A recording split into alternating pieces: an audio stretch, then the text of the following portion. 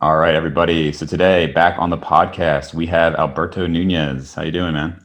Man, this is like the third time, isn't it? It is the third time. Yep. Yeah, yeah. No, I enjoyed your podcast so much because of you know how it goes, man. It's like there's a podcast, even podcasts, even the evidence based sector, like we can get a little clicky, Hmm. Whereas like you just like have a wide array of people, and I think even like on my end, it's like I'm more of a producer than a consumer. It's like it's important Yep. to keep up with stuff. So no, love your stuff, man. So Thanks, glad I man. can contribute. Yeah, it'll be 3 years in. I guess the first video was released in like September, October of 2018. So it's coming up on 3 years, which seems crazy because I mean, I very much remember like the first conversations with like Eric Helms, Scott Stevenson, talking to Steve Hall about his podcast. Like that's very fresh in my mind. So it's bizarre. I think this is episode. I think we're around like 131, 132, something like Whoa, that. whoa, So you've been busy then. Okay, so when did this start? And what was your first year? So that was September of. I started my first recording was Uh, September of 2018, okay, and 18. then so almost 3 years, and I've been consistent with pretty much one podcast per week on average. Yeah, you have because we just got to 180 on our own, and we were like, man, we're doing pretty well. Yeah, yeah, man, and So, like you said though, I mean it's so I've got the people who like I talk with the most, right? Like I've had everybody from 3MJ on at least twice.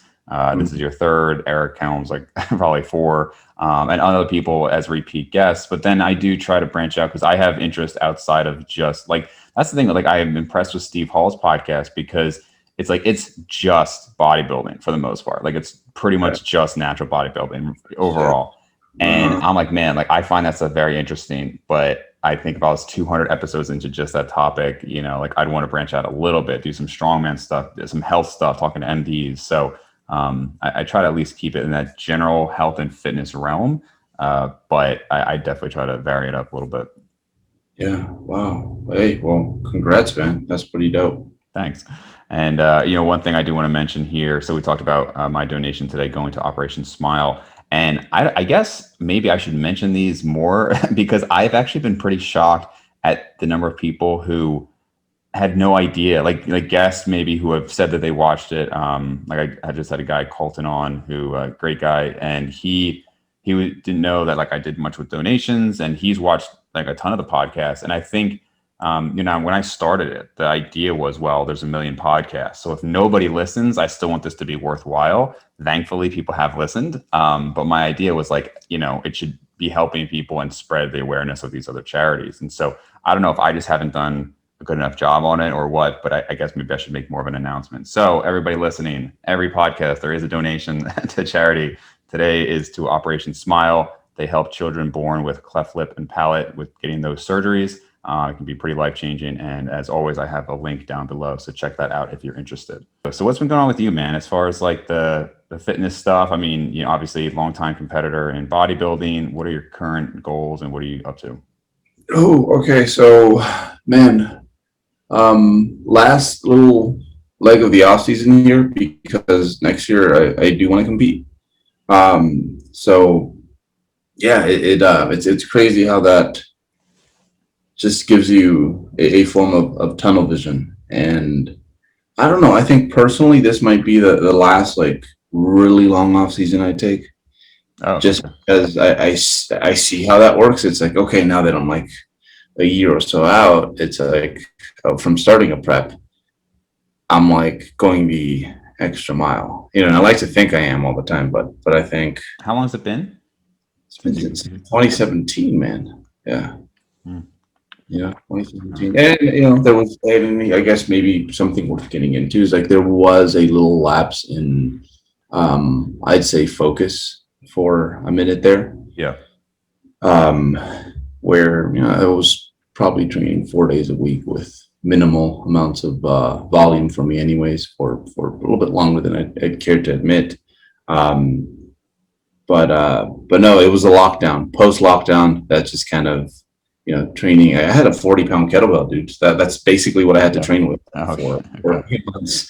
And I decided to do it in my bedroom as well. So when the gym opened up again, I had like three of the worst days like to pick from. I think it made no sense. It was like Monday, Wednesday, Thursday, and I Okay. had an hour.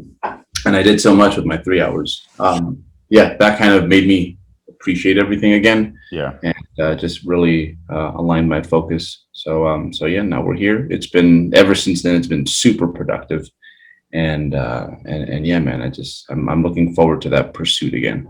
When you say, you're just as an example of not taking it as seriously, it sounded like you were saying, okay, well, 4 days a week. Now, you did also mention the lower volume. At your level of experience, do you feel like you actually regressed by going, like, and not counting like the layoff with COVID, obviously, but I'm just saying, do you think 4 days a week is just genuinely not enough for you, or that you just, to make more progress, you need the 5, 6 days a week? Well, I guess you could get it done in four.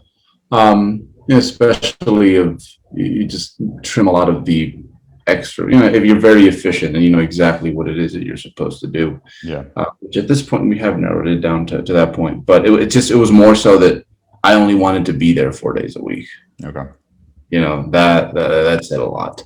So so yeah. Shoot, a few months of training in your bedroom, that'll like Yeah. switch your perspective a little bit. Are So, the dreams of all of you getting on stage around the same time still? Is that any hope for that, or not really? oh man. So I think Andrea is definitely like All right. not in. Yeah. Um, but she competes in a different division, and obviously, she's a female. Right. Um, but having the four of us would be nice. I think Brad would be kind of Tough to he'd convince. yeah. But you know what? His son just he's starting college, I right? So saw that. it's one of those things where it's like, oh, you know what? You got nothing else to do, dude. You Right. know, let's have something to distract you so and just mope around the house. So that is in the plans, and I think at some point, if we don't like really push for it, it's not going to happen. But it'd be worth the troubles, I think. And you would all be, well, let's see, the weight classes. So I'm trying to think. Jeff would be the heaviest, right? He's in like the 170, or no, maybe. No, Jeff. I mean Eric, because he's the tallest. Right. Yeah, All right. he's So Eric's around he's maybe like he's one. 180. He says 6 feet, but he's 6'1". Yeah. And yeah, he is. I think we saw 175 the last time he prepped. Oh, wow. That Okay. was So he his. really got down there. He got down there. Yeah. So we could do a middleweight in NPC, That would and encompass we'd all all you guys. that's it's a huge 156 to 176. Oh, wow. Okay. So yeah, I guess if Eric like really sucked in, and then Brad is probably right around that like 155, 156. He's a generic 160-pound Yeah. natural bodybuilder. Like myself. Yeah. Right, Yeah. right, right. Cool. Yeah, man. I mean, it'd be cool to see. It'd be, get some awesome pictures with that. Yeah, yeah. No, we got to push for that. So we'll see. Maybe we'll have a little meeting next year and be like, "Hey guys, let's Yeah. do." So let me ask you about exercise variation, because there was I don't even want to like put his name in there because I just don't want to have like a back and forth with it. But there was somebody who's, I guess, well known, and he talks about exercise variation. He was big in like the 2000s. So this guy, esteemed guy, somebody who I've learned a lot from, like in my earlier years of training. But we did have kind of a debate back and forth, and it seems obviously there's a bias towards people I talk to that they're going to agree with me, right? And then probably the same for him. But basically on that, I feel like exercise selection is very important, right? But once you've found exercises that work for you, right? I'm not saying for everybody it's going to be the barbell bench press and pull-ups or whatever, but once you've found those, I think progressing over the years is more or less going to get you to your maximum size, and you can change sets and volume and reps, all these things, but for the most part, like, constant variation isn't going to help. He feels like once you've maxed out an exercise, this new exercise and this new exercise and this new exercise and what they call getting weird with it is like the key to continued variation, which I just don't see. And the people who I see as like the most impressive are actually strong on like a few key movements. But maybe you have a different opinion. So Hmm.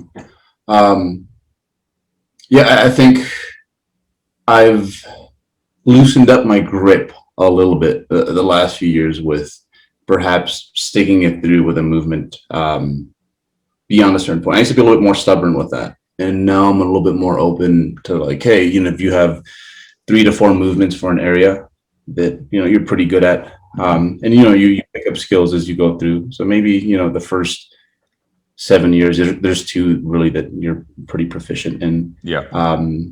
Right. I'd say, and you probably need it a little bit more just for the sake of joint integrity. The longer you do this, just to keep things fresh.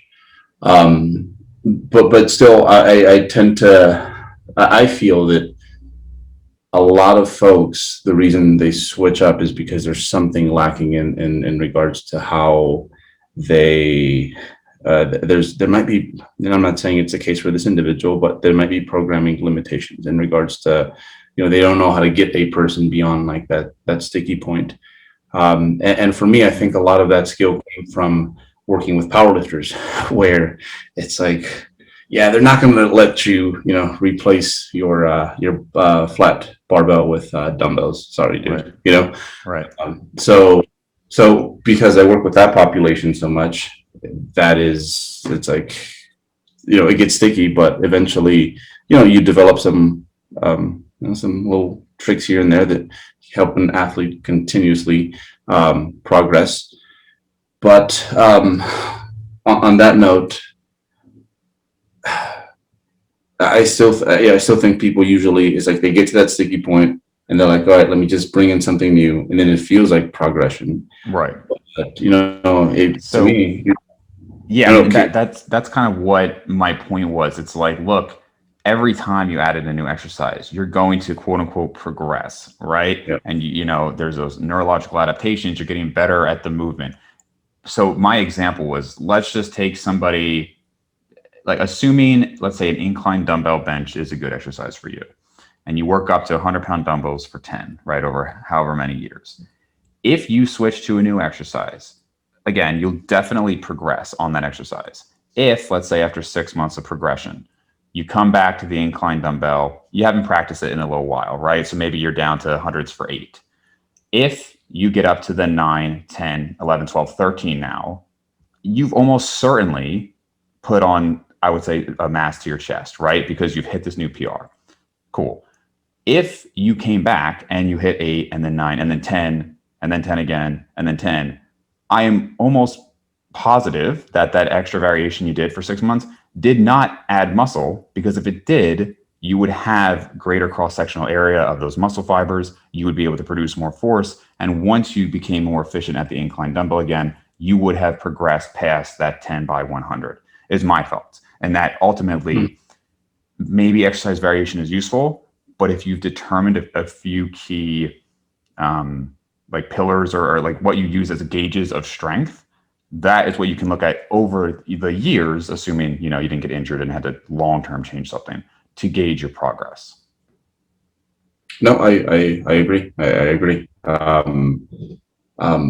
Yeah, like it might get sticky, but with the sticky movement, once you get that thing moving, it's like that's when I've seen the biggest changes in my athletes. It's like, hey, we've maybe, only added like 3% to our, 8 to 12 rep range in that movement. Mm-hmm. But typically that's when you see the greatest gains, compared to like, hey, let's restart it on this movement, take a month, sometimes twice, to just become semi-proficient with it. Yep.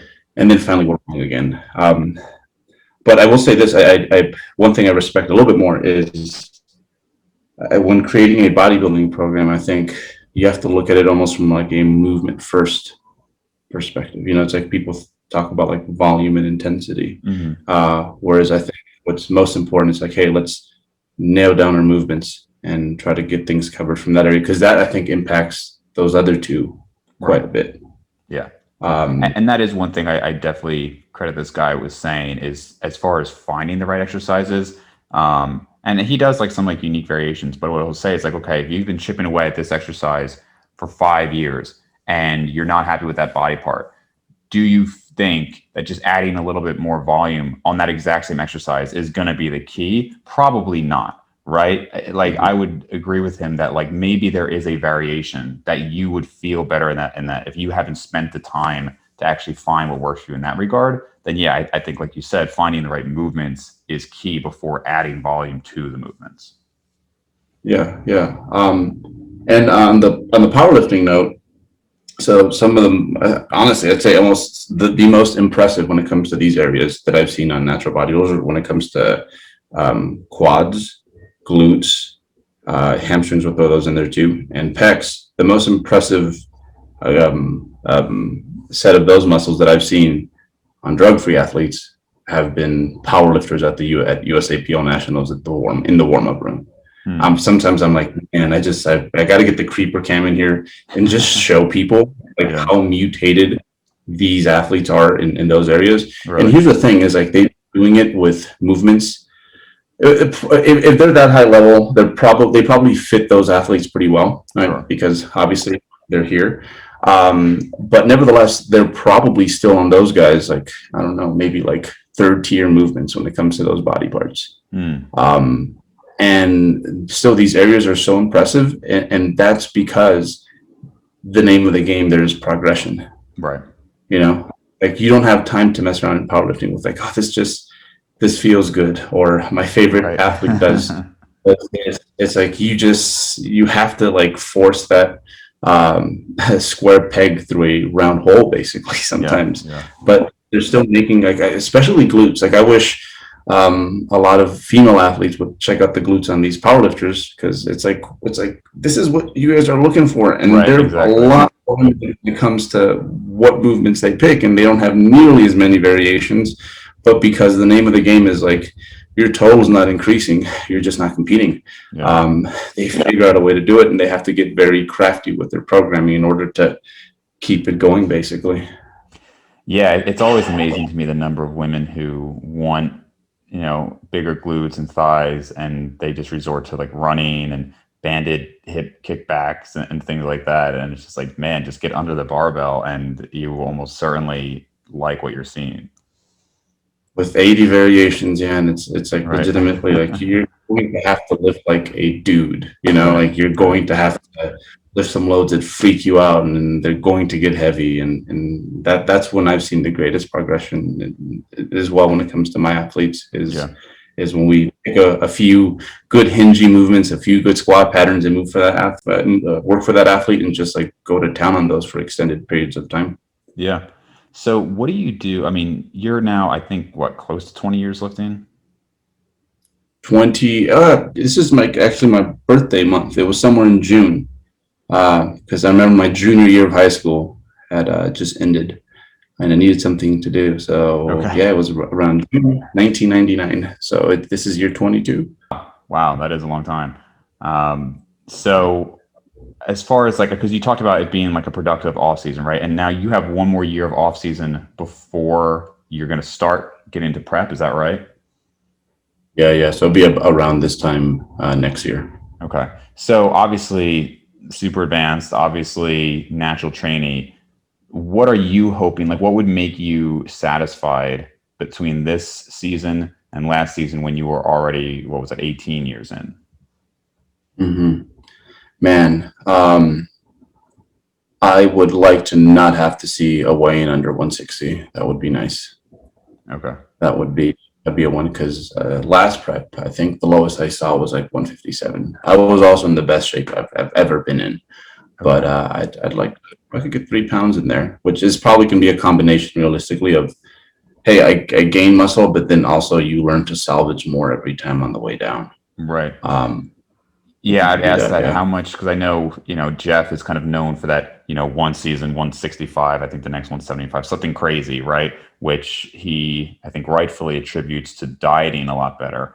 I would guess that his off season had somewhere between 0 and 3 pounds more muscle. So if you were able to not Mhm. get under, because yeah, that's a big difference. I mean, at your level, 3 pounds is a huge deal. So I mean, how much of that do you think would come from actual added muscle in the off season versus better? And I know it's hard to quantify, but Then this gives you an idea of how hard it is to quantify, because let's just take a medial delt, right? Like if we were to just chop it off and throw it in, your old, good old like bodybuilding, like kitchen scale. Hmm.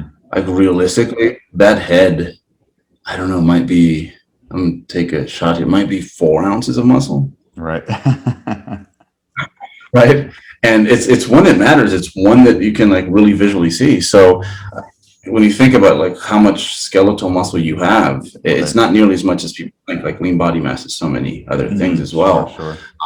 So who knows? Maybe that head added an ounce, Right. and Yeah. that's going to make a huge difference because at a certain point you already have a nice little pile, and anything on top of that nice little pile just really adds up. It's kind of like when you're losing body fat, right? Where it's like maybe the first 10 pounds just have you looking de-bloated, and then the last 3 pounds you lost were just so much more impressive in regards to the changes your physique saw compared to Yeah. the 3 pounds before. So it's kind of the same way with muscle gain, where it's like a pound on a really like just advanced physique, you're going to see a difference. Like with Brian Whitaker, Mm. prime example. You can go on his webpage and Right. check him out, and his scale weight was about the same, and if not a little bit better. But when he hit this hot streak at a certain point where every year it was like looking revamped, and but there wasn't a big change in scale. So a Yeah. lot of it is because probably lost more body fat, but it just kind of goes to show you like a few well placed ounces make a huge difference. Yeah. Well, I mean, I think that's cool that after this much time, because we've talked about this before, but I felt like after year 12 or so for me, it was just harder. Like I found motivation in strengthening movement patterns, like hitting an overhead press PR. I think last year was a big deal for me. Pull up PR, things like that, and because I can feel that progress, it's very hard for me to pick out any like muscle growth. I look at the measurements. My arms are 16 and 3/4 like they have been for 5 years, so it's hard, I think, to stay as motivated. But I would also add that just having the podcast and staying in this space, like you're kind of like who you're around, and talking to you guys does help, I think, keep some of that motivation there. But it's cool to see somebody who, like, genuinely, when you talk about it, like you can just tell there's still some fire in there. And as you said, I think as competition nears even closer, you'll really feel that even more. And having that meaningful to you goal is really important, I think, for any walk of life, but definitely this, where there are some times where, yeah, the passion and the love for it is important, but sometimes you just need the motivation to grind through it too. Yeah, yeah. No, thankfully, hey, usually performance metrics really do translate into gains, and like when it comes to the prime movers and that movement that we're talking about, a compound or ISOs. I think sometimes people, because the ISOs take so much longer, they kind of forget about those, and it's like Hmm. the same thing with those. Go pick up your reps on your lateral raises. Yeah. Um, but I think what really keeps me entertained at this point is that when I do get something to progress, I really there was a lot of brain gains involved with that. Like I had to upgrade myself in some way, whether it be, hey man, you could be evidence based and to the max, but we all have our little biases and stuff like that. And Yeah. when you're able to stay that objective and see that, and maybe try new things, and learn something new when you think you were kind of done learning almost, Yeah. that's really exciting. So Is there yeah, something yeah, you that's feel is going to be, because I know you meant, like, obviously part of it's just time, right? Time from 2017 to now. Is there something that you feel like you've learned that is going to help your off season or prep season relative to the last time?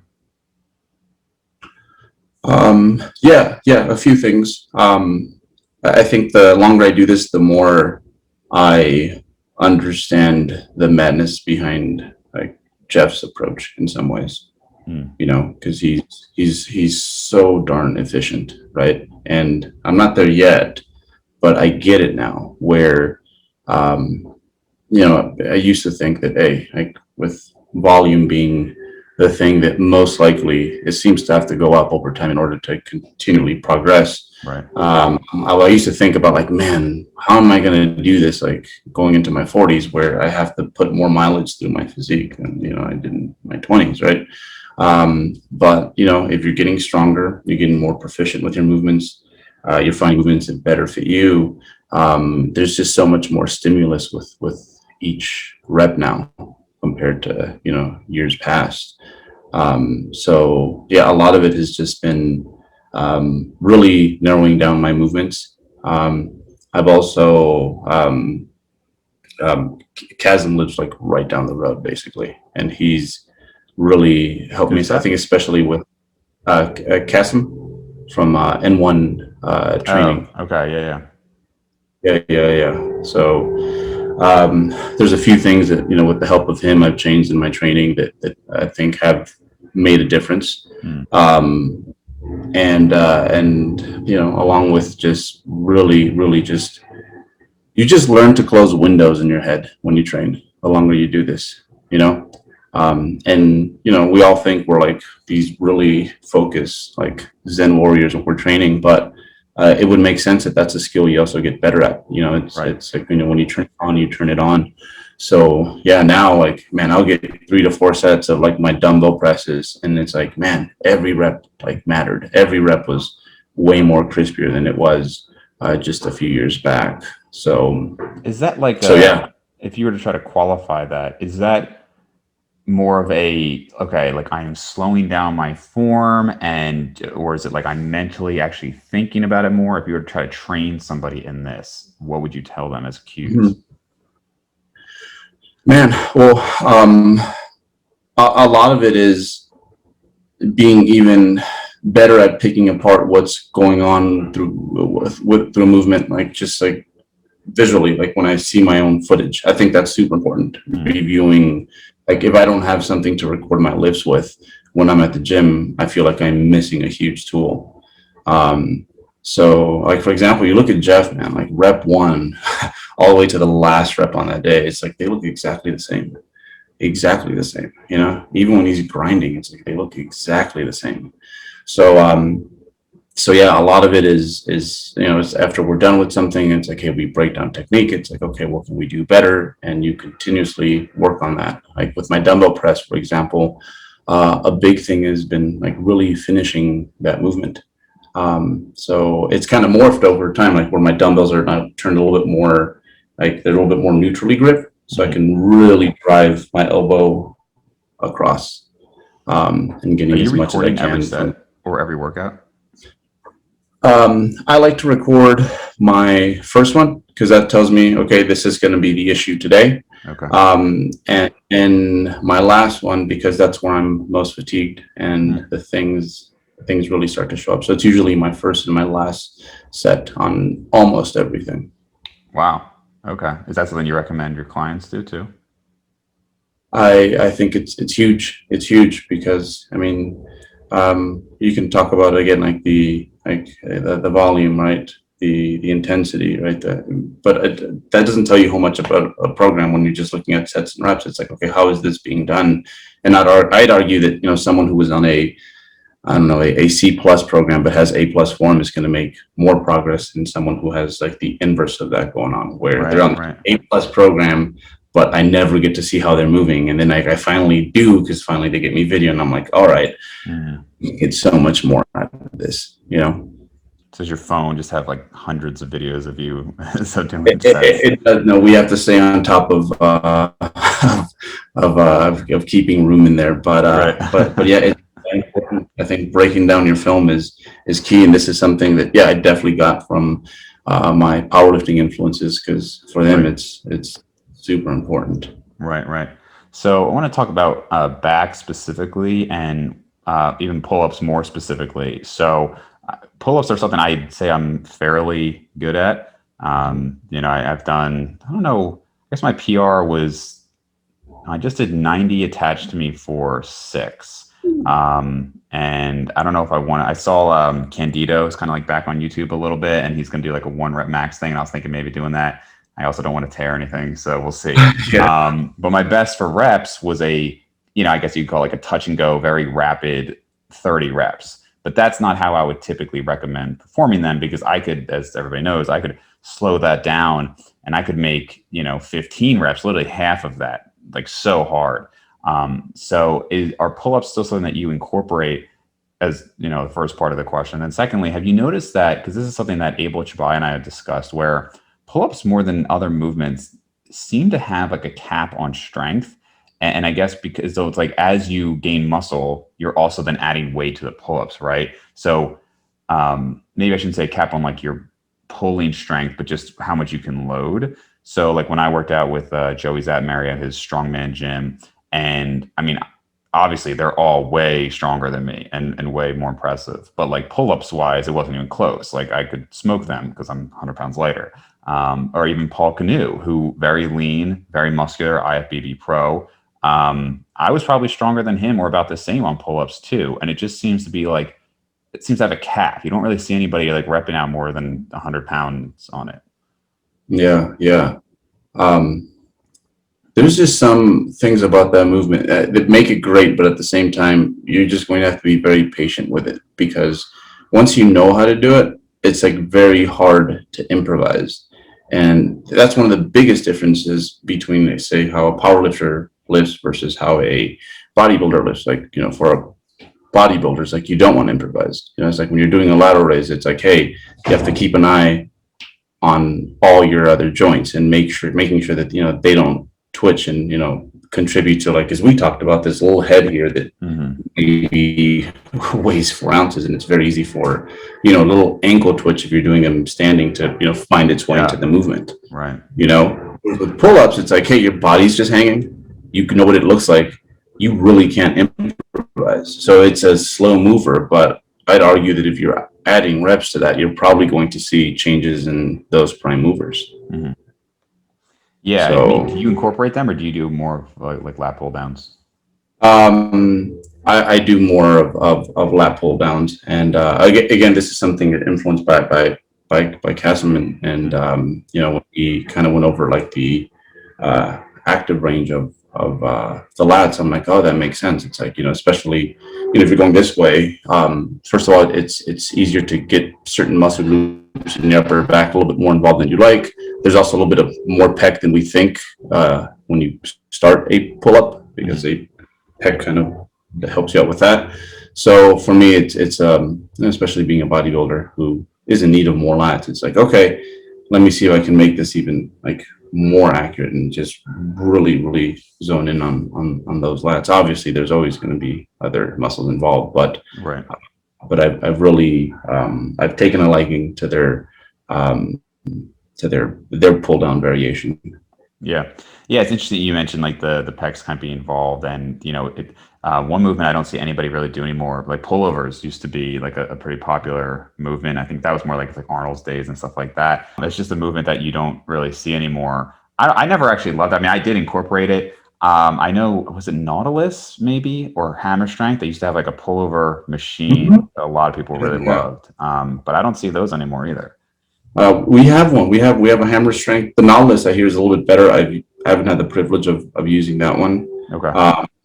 But man, I have a bone spur in my right shoulder where it's like I do anything in this plane, it just starts to act up. But that's the reason I can't really keep those in for too long. Which is another thing when you are picking movements. It's sometimes you might have a movement that's like, hey, it's on paper, it's the gold medal, but for whatever reason, like you just can't do it long enough to really benefit from what we talked about, where it's like, okay, I've developed a certain level of competence, and now basically you just gotta grind it out here for a while. So so sometimes you do have to end up picking like silver and bronze medal lifts, but because you can do them for a long time, like that's going to be your meal ticket.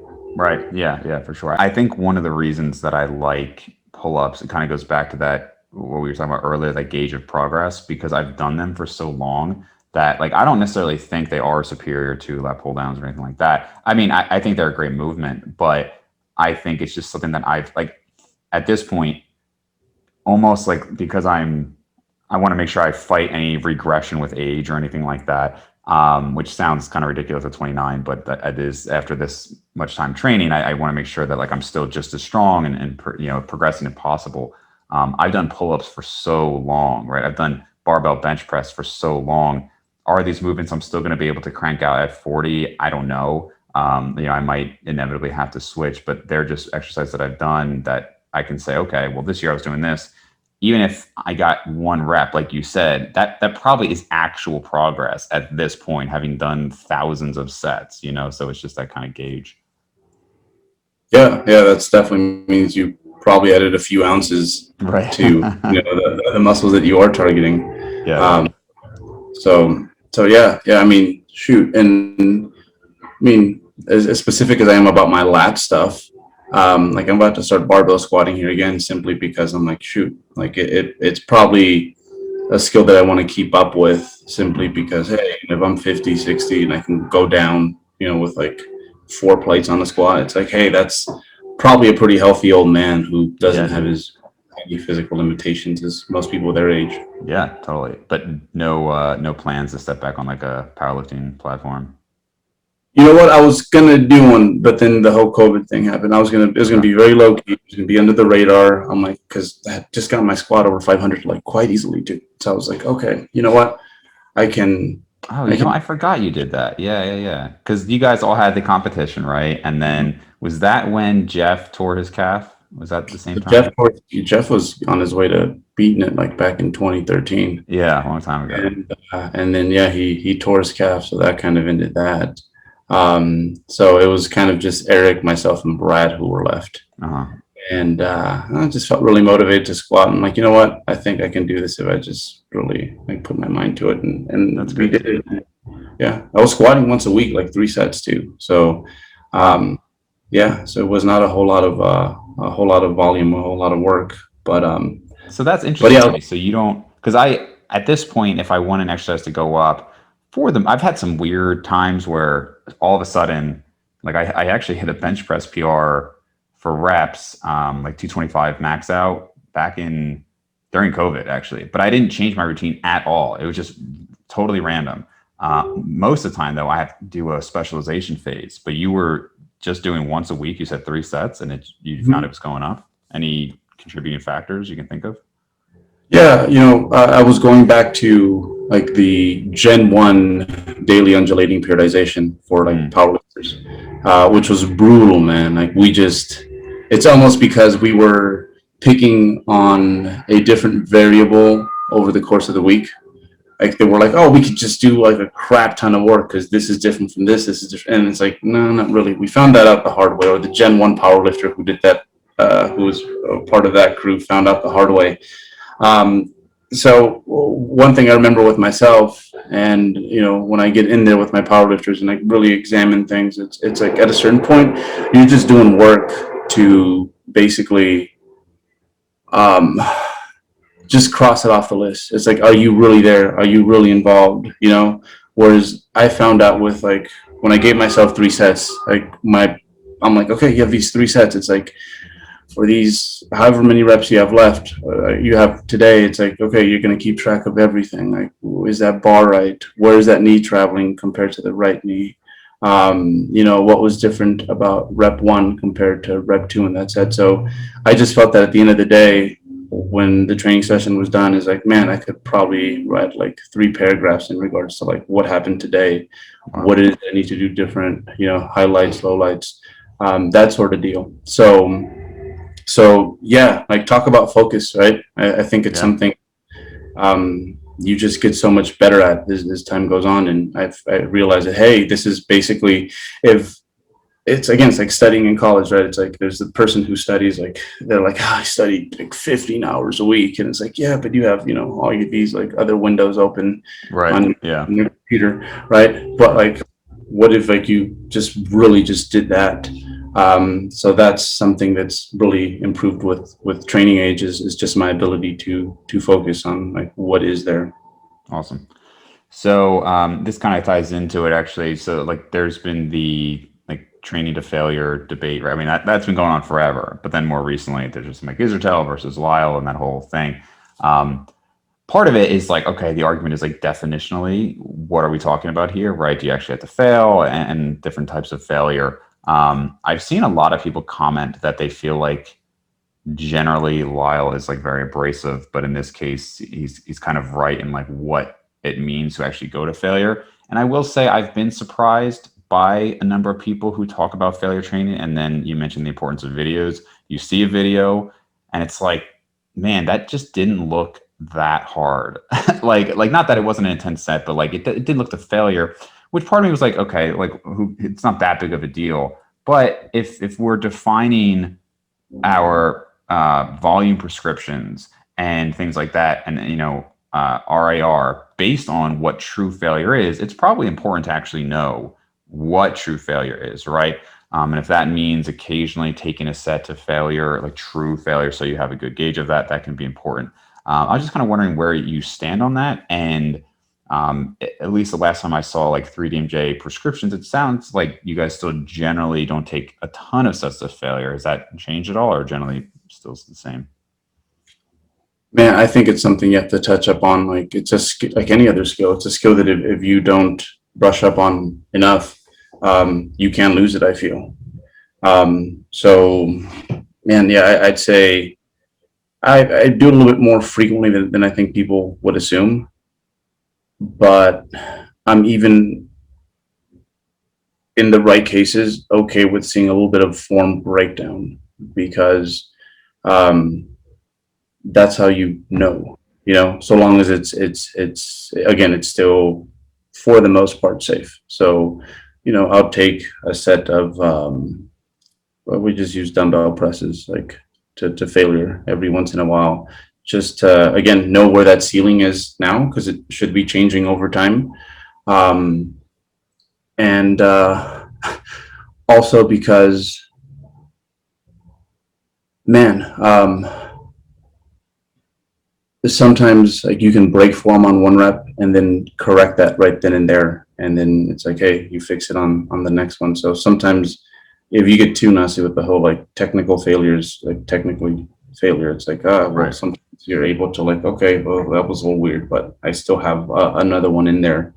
And it's just good. It's so good to know where you're at, because, and this is where filming like is super important, because, but again, remember from my powerlifting days, there's sometimes days where it's like whatever was written on that sheet, I'm like, as I was warming up, I'm like, there's no way I can do this. But sometimes you Right. just film yourself, you see it get done, and you're like, it's actually moving, Mm-hmm. you know? Um, so sometimes it's like, okay, like, check yourself. Like, was that really, if you were training this person, you were there to push them, would you really say that was, a 2 RIR or not? Um, so yeah, it is something you have to brush up on. And I think that's why, like, all things considered, Jeff has been training for a while. He's 10 years older than I. I think he still touches failure a little bit more often than most would assume as well. And it's one of the reasons that when, shit hits the fan on the set and it's getting like really hard, like Jeff is zen. Like he looks like a 100-meter sprinter coming down the track. Like, he's just like, he's like, okay, yeah, like my body feels like it's under attack, but Right. fake stone cold. He's like, let's just do what we're supposed to do and okay, finished. Right. There is something to being able to like stay calm when everything else in your body, every cell in your body is telling you not to be. Yeah, it's I do think it's something that can be worked on, and it's a skill. And also, especially for some people, like I've commented before, I think people with like a competitive athletic background, I'm not saying like college or elite level. I just mean like you grew up playing sports, you were a competitive person. It seems to just kind of transfer more easily to those people than somebody who literally never exercised until they were 25. And then like I remember a friend of mine who he's he's a close friend. I love him, but like if you could imagine like somebody just kind of made of estrogen, like that's how Yeah, like yeah, what I yeah. joke about. And but he went to the gym one time with me, and he did it was like a shoulder.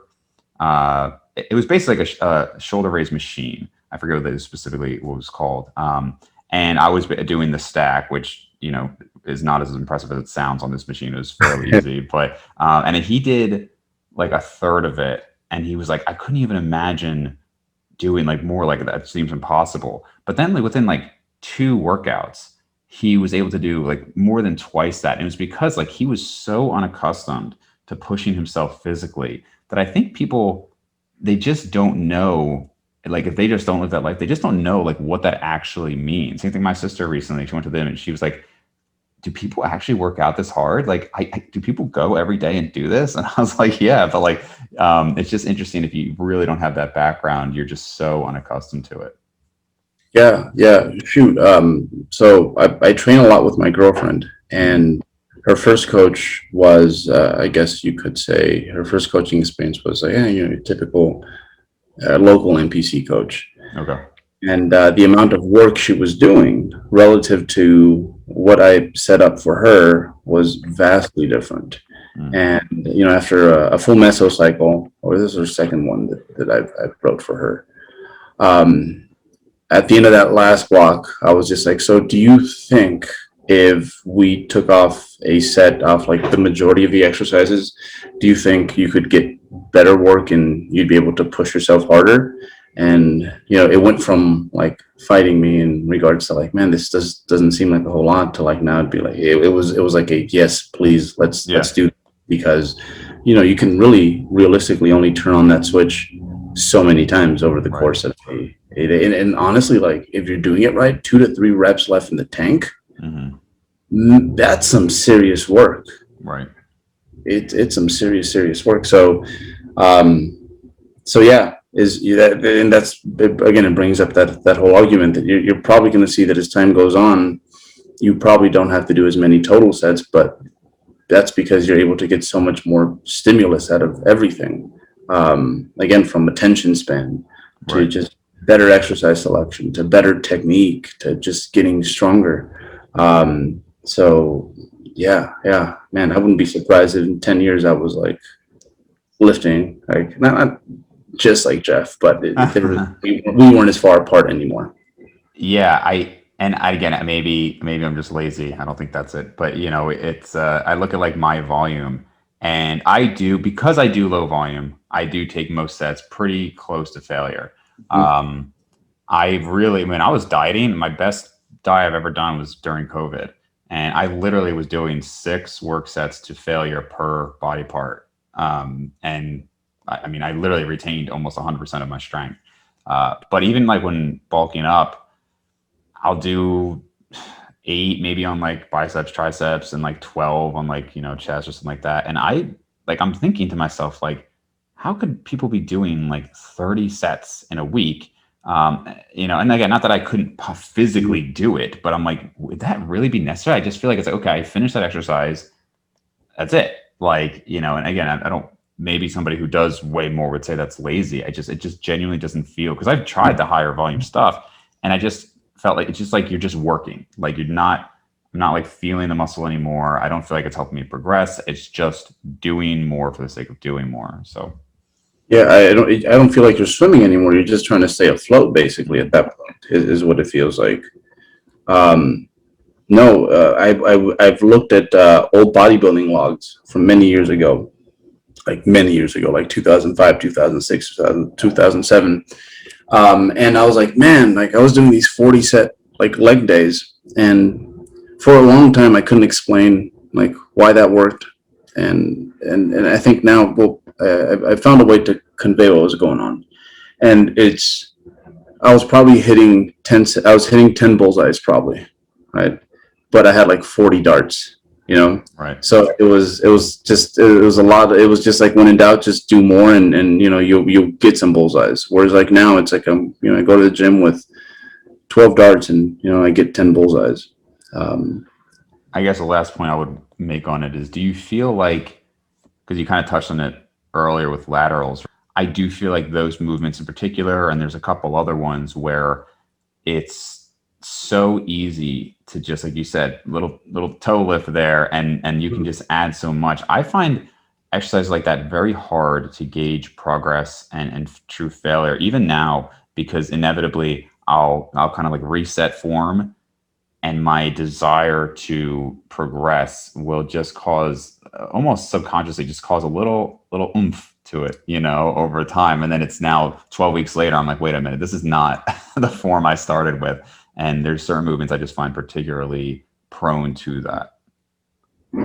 yeah, yeah. The little resets that they happen less and less. I think as time goes on, like we've all probably remade our squats like at least 3 or 4 times. Like there was 3 or 4 major times where it's like, okay, Yeah. let's, let's go back down to 2 plates and let's start this all over again. Yeah. So that happens less and less. And I've been using Jeff a lot here as an example, but it's like you hardly ever see that with Jeff. Like hardly ever is he like, hey, you know what, like this looks completely different than like 3 years ago. So there's something to trying to figure out, like, hey, let's try to figure out how to get this right the first time, and let's just keep it there, Yeah. But yeah, it's gonna happen with ambitious lifters, man. Where Yeah, like for sure. For sure. pick up the tape and you're like, oh wow, like that's not what I had intended for. Yeah. Yeah. Do you guys, for that reason, ever go towards like machine movements or things that are, I guess easier to control form, or is that really not a factor in your decision making? Um, yeah, I think sometimes like there's certain machines that they're pretty useful in that regard, like hamstring curls, right? Like leg extensions, like those ones you nail it down. It's going to be a slow mover, but because it's so controlled, um, you know, it's I think it's worth sticking it through. And again, um, man, 3 to 4 reps over the course of a mesocycle, like when you look at the totality of the work done, like if if you can do 3 to 4 more reps, like in the same workout, like 12 weeks later, like sometimes that's doesn't seem like a whole lot, but it's No, definitely. progress that is going to get you the results you want, which at the end, like that bottom line is what we all want to be about. Definitely. All right, man. Well, I see we're coming up on an hour here, so I appreciate you taking the time again to talk. And I mean, I'm sure audience is familiar with you at this point, but where can they find more of your work? Yeah, man. 3dmusclejourney.com. We're pumping stuff out like every week now. So it's taken a while to get to that point, but I've been on the other side of being a consumer, and Right. sometimes you find a good source and you're like, did I just wish they would post things more frequently? So we're doing a good job of that, and I'm personally pretty active on Instagram. So Yep. Awesome. And I will link those down below. right on, man. Hey, appreciate you having me, dude.